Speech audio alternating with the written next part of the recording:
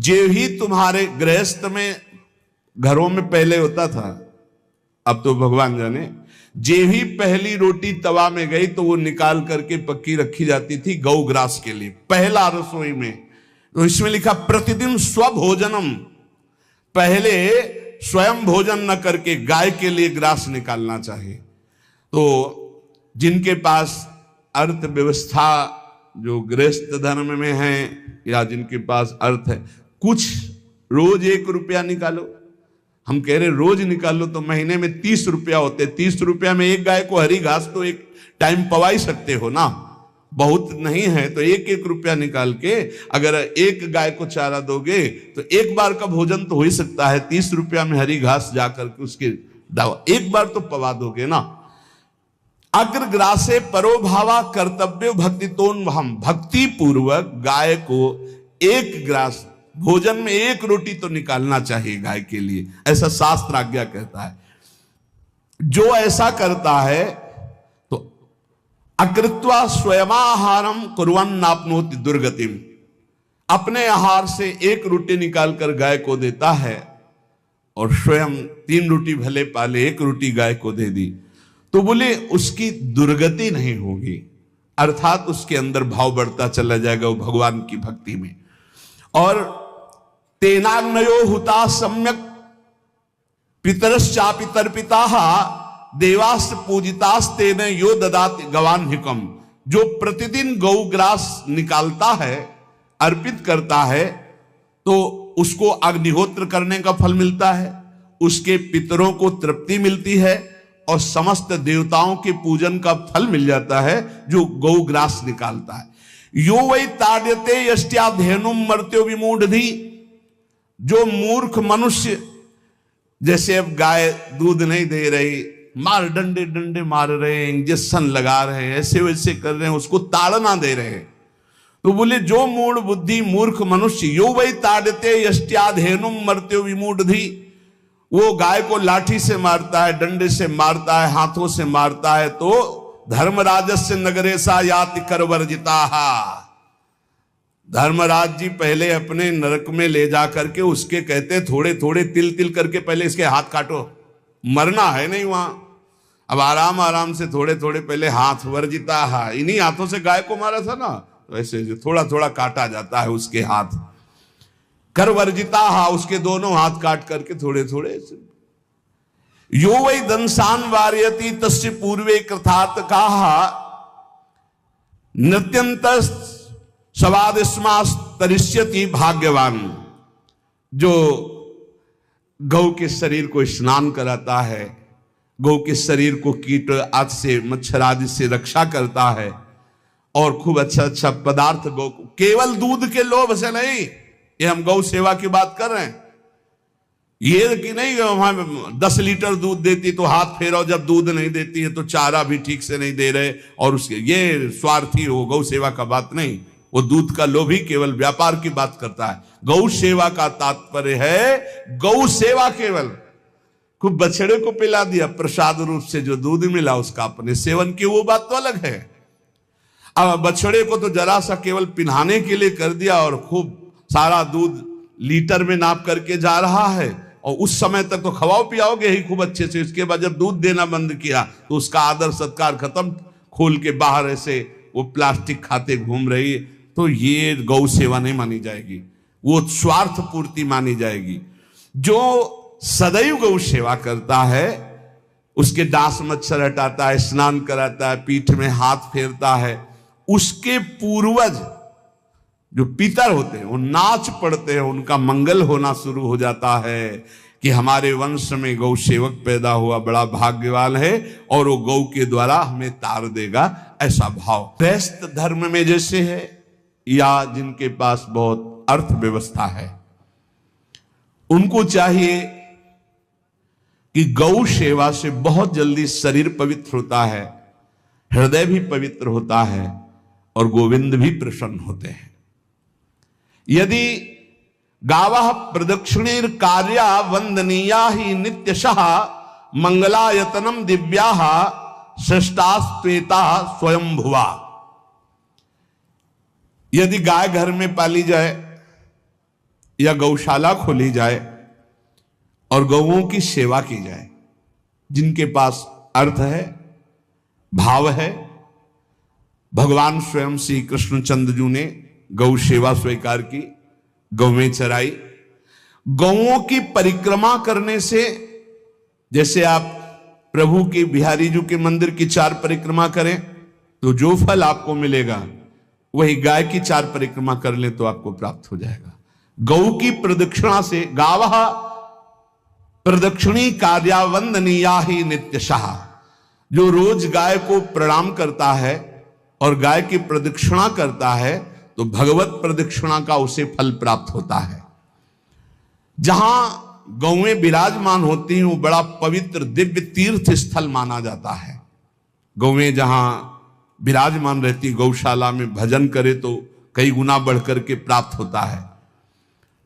स्वयं ब्रह्मा जी ने गौओं को दिव्य गुणों से विभूषित बनाया है। अप्यागाराणि विप्राणाम देवतायतनानि च यद गोमयेन शुद्ध्यंतिम किम ब्रूमो हृदिकम ततः। गाय के गोबर से जहां लेपा जाता है वहां जिस देवता का आवाहन करोगे वही देवता आकर विराजमान हो जाएगा। अपवित्र भूमि में भी यदि गाय के गोबर का लेप कर दिया जाए तो परम पवित्र मानी जाती है। गाय बहुत पवित्र, जहां वो बैठती है, जहां वो मूत्र त्याग करती, गोबर त्याग करती, वो स्थान तीर्थ तुल्य पवित्र माना जाता है। भगवान जब गाय के पीछे पीछे चलते तो गोरज उड़कर उनके मस्तक पर विराजमान होती, उनके मुखार बिंद पर विराजमान होती। बाल गोविंद के अनिष्टों को दूर करने के लिए गाय के पूंछ को उनके ऊपर से झाड़ा देती थी मैया। जब गुरुमंत्र वैदिक सिद्धांत से दिया गया था पहली बार तो पंचगव्य पिलाया गया था। गोमूत्रम गोमयम क्षीरम दधि सर्पिस तथैव च गवाम पंच पवित्राणि पुनंत सकलम जगत। कितना भी बड़ा पापी हो, अगर पंचगव्य पिलाया जाए तो वो वैदिक मंत्रों को स्वीकार करने लायक हो जाता है, पवित्र हो जाता है। पंचगव्य में 5 चीजें गाय की होती है। गाय का मूत्र, गाय का गोबर, गाय का दूध, गाय का दही और गाय का घी, ये 5 मिलाकर पंचगव्य पिलाया गया था। पहली बार जब वैदिक मंत्र दिया गया था तो पंचगव्य बनवाया था गुरुदेव भगवान ने संन्यास, और वो पिलाया था। ये पंचगव्य पिलाने से अपवित्रता का नाश होकर पवित्रता का संचार होता है। इसलिए धन्य है उनका जीवन जो गौ सेवा परायण है भगवत भाव से। गाय में साक्षात भगवान का भाव रखकर गौ सेवा करते हैं। त्रिषिता गौर गृहे बद्धा गेहे कन्या रजस्वला देवशास्त्र सन्निर्माल्य हंति पुण्यम पुराकृतम। यदि घर में गाय बंधी है और भूखी है और प्यासी है तो तुम्हारे सारे पुण्य नष्ट हो जाएंगे। अगर घर में रजस्वला कन्या बहुत काल तक है और उसका विवाह आप नहीं कर रहे हैं तो आपके सारे सुकृत नष्ट हो जाएंगे।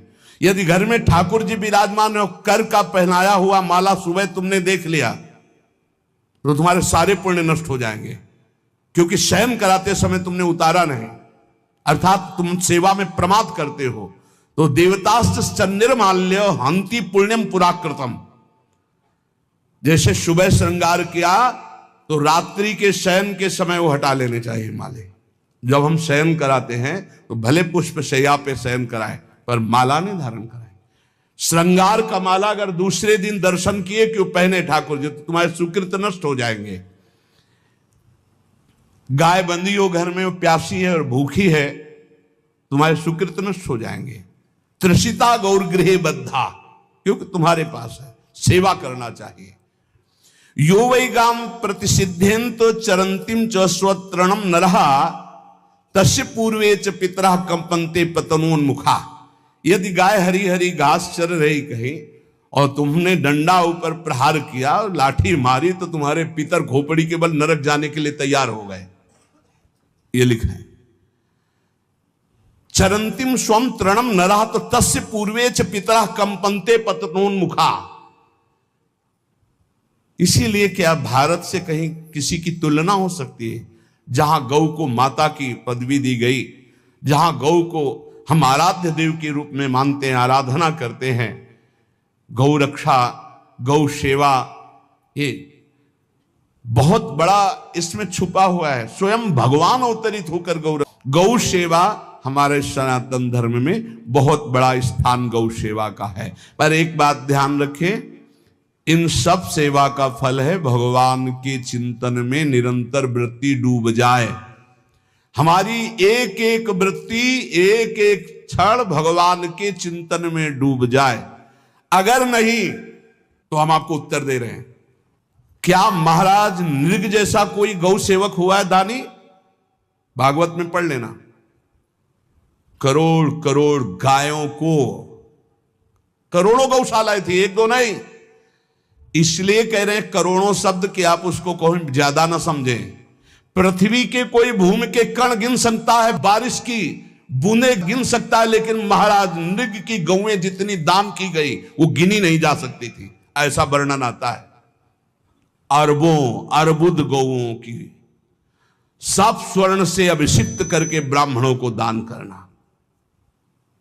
इतने बड़े गौ सेवक, इतने बड़े दान करने वाले, एक चूक हो गई, ना दान लेने वाले तपस्वी ब्राह्मण की गाय किसी अन्य ब्राह्मण को दान कर दी, और वो ब्राह्मण ने जब गाय देखी बोली मेरी गाय चुरा ली। बोले महाराज नृग ने दी। महाराज नृग से कहा मेरी गाय है, तो उनका गौशाला में आ गई होगी, आपको 10,000 गौवें देते हैं, आप अपनी गाय। बोले मैं प्रतिग्रह नहीं लेता। जिसने दान लिया था उसने कहा गाय यही लेके जाऊंगा, तो उनका आप गाय छोड़ दीजिए, आपको 10,000 गाय देते। बोले नहीं लूंगा। बस अनजाने के अपराध ने गिरगिट बना दिया था, कुएं का गिरगिट। पर भगवान बड़े कृपालु हैं, गौ सेवक थे, इसलिए गोविंद द्वारिकाधीश जी ने उनका उद्धार किया। सब साधन का फल है अच्युत भावना से युक्त होकर, भगवत भावना से युक्त होकर निरंतर भजन करते हुए सेवा परायण रहो, चराचर जगत की सेवा परायण रहो। भजन करना ही सबसे बड़ा परम धर्म है। हम सब सेवाएं करें जगत की, लेकिन अंदर से राधा राधा राधा, गोविंद गोविंद गोविंद गोविंद, आनंद आ जाएगा। सेवा और व्यापार में अंतर होता है। गौ सेवा के बहाने से धन का जो दान लेना है और उसका अपने में प्रयोग करना, मैं पितरों सहित नरक जाना है, लिख लो। गौ सेवा के बहाने से दान लेना और उसका अपने परिवार के सुख में पैसे का प्रयोग कर देना या अपनी वासनाओं की पूर्ति में लगा देना। आया गौ सेवा के लिए और आप प्रयोग कर रहे हैं गाड़ी घोड़ा नाना प्रकार के सांसारिक भोगों में, तो लिख लो पितर सहित तुम्हारे नरक जाएंगे, क्योंकि गौ सेवा के लिए आया है। गौ सेवा का धन सिर्फ गौ सेवा में ही लगना चाहिए। आप गौ सेवक है, दूध पान कीजिए, रोटी खा लीजिए, लेकिन गौ सेवा का अर्थ आप अपनी वासनाओं की पूर्ति में, अपने मनोरंजन में या अपने मन के संकल्प भावना में नहीं पूरी कर सकते। गौ सेवा के लिए ही पूरी कीजिए। गौ के वास का निर्माण, गौ के भोजन की व्यवस्था, वो दूध दे ना दे, वो कैसी भी अवस्था में हो, उसकी सेवा परायणता, उसके लिए सेवक रखना, सेवकों को भी सुख प्रदान करना, लेकिन स्वयं कभी गौ के सेवा के लिए आए हुए धन का स्वयं के लिए भोग न करना और निरंतर भजन रखना, उसे परम पद की प्राप्ति हो जाएगी। इसलिए हमारे सनातन धर्म में गौ सेवा का विशेष महत्व है और इस महत्व को सबको स्वीकार करना चाहिए। यदि आप गौ पालन स्वयं नहीं कर सकते तो 4 लोग मिलकर के, क्योंकि आज जो गायों की व्यवस्था वो बड़ी दयनीय हो रही है। दयनीय इसलिए हो रही कि दूध की अधिकता के चाह रखने वाले भैंस रखते हैं या विदेशी गाय रखते हैं। अपनी भारतीय जो देसी गाय है वो उतना अधिक नहीं देती कि 40 लीटर 30 लीटर 25 लीटर, बहुत अधिक देगी तो 5 और 8 लीटर। देसी शुद्ध गाय अपनी जो है वो 8-10 लीटर, बहुत जब व्यवस्था हो। नहीं तो अपने गांव में तो देखा है 2-2.5-3 लीटर से ज्यादा नहीं देंगे, 1.5 लीटर इधर 1.5 लीटर उधर, या बहुत हुआ तो 2 लीटर 2 लीटर, पर वो स्वर्णिम दूध होता है। जो दूध की चाह रखने वाले जन थे अब वो गायों को नहीं रखते, देसी गायों को कोई बिरला ही रखता है।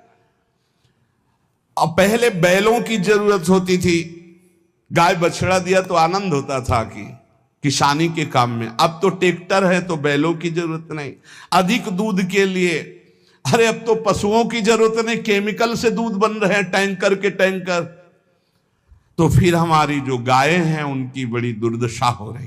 तो हमें चाहिए कि जो गृहस्थ जन हैं, धनी मानी जन हैं, या जिनके पास शरीर व्यवस्था, बौद्धिक स्तर, सेवा प्राण, अर्थव्यवस्था, वो थोड़ा 4 गाय की व्यवस्था करके उनकी सेवा करें, क्योंकि हमारे सनातन धर्म का स्वरूप है। जहां मां पदवी दी गई है गांव को, गौ माता कहा गया है। गौ में समस्त देवता विराजमान है। गौ का बहुत बड़ा महत्व वर्णन किया गया धर्म शास्त्रों में। यहां तक कि जब कोई ऋषि नाराज होता था तो आगे गाय करके जाया जाता था तो क्षमा हो जाती थी। गाय को देखते ही वो क्षमा कर देते थे। बहुत महिमा वर्णन की गई है गौ की। इसलिए जिसको भी अगर नहीं अर्थव्यवस्था है तो एक रोटी तो निकाल सकते हो ना। तुम्हारी रसोई में रोटी बने तो पहली रोटी निकाल लो, और आसपास जहां गाय बंधी हो तो उसको दे आओ जाकर, तो कम से कम धर्म का पालन हो जाएगा, गौ सेवा बन जाएगी। तो गौ सेवा, चराचर जगत की सेवा, भगवत सेवा, सबका फल है। फिर प्रारंभ में आ जाइए स्मृति। योगी हो तो चित्त की वृत्ति का निरोध करके परमात्माकार, ज्ञानी है तो चित्त वृत्ति का लय करके स्वरूप स्थित, भक्त है तो एक एक वृत्ति सावई मन कृष्ण पदार विंदयो। भगवान के चरण में, भगवान के नाम में, भगवान के रूप में, भगवान की लीलाओं में स्मृति अगर नहीं तो सब साधन अधूरा, और स्मृति तो हर साधन पूरा। इसलिए एक बार कमर कस लो, चाहे जगत की सेवा करो, चाहे जिस कार्य में लगे हो, तुम्हारी स्मृति प्रभु में लगी हो। स्मृति के बिना हम जीवन का कोई महत्व नहीं समझते। स्मृति विहीन जीवन सब व्यर्थ। इसीलिए उन परमहंसों के चरणों में स्वयं भगवान चरण रज लेने के लिए पीछे डोलते हैं, जो निरपेक्षम मुनिम शांतम निर्वैरम समदर्शनम अनुब्रजाम्यहम नित्यम पुयत्यंगुरेण भी। ना कोई प्रतिज्ञा, ना कोई चाह, ना कोई इच्छा, निरंतर भगवदाकार वृत्ति, निरपेक्षम, मननशील, द्वंद्व विमुक्ता, जो शांत हैं, जो किसी से वैर नहीं रखते, भगवदाकार वृत्ति, उसी मार्ग के आप पथिक है। सर्वतो भावेन, अपने मन को समेट लो धर्म और कर्म दोनों से, और सब त्यज लोक धर्मान, और परम धर्म का सेवन करते हुए समस्त चराचर जगत को भगवत स्वरूप निरखते हुए इसी जन्म में परम पद को प्राप्त हो जाओ। सत्संग का सार हमारा शरीर है, इससे सेवाएं बने। हमारा मन है, इससे चिंतन बने। हमारी वाणी है, इससे लीला गुण का गायन करें। और हम स्वयं परमात्मा अंश हैं, परमात्मा स्वरूप है, ऐसी ठसक बनी रहे, जीवन मुक्त ही हो। स्वार्थ को लेकर किया गया धर्म रंग नहीं लाता। निष्काम किया हुआ छोटा सा भी धर्म परमार्थ की ऊंचाई पर चढ़ा देगा। ध्यान रखना, परमार्थ की ऊंचाई पर चढ़ा देगा। इसलिए निष्कामता, सब सोहित, निष्कामति,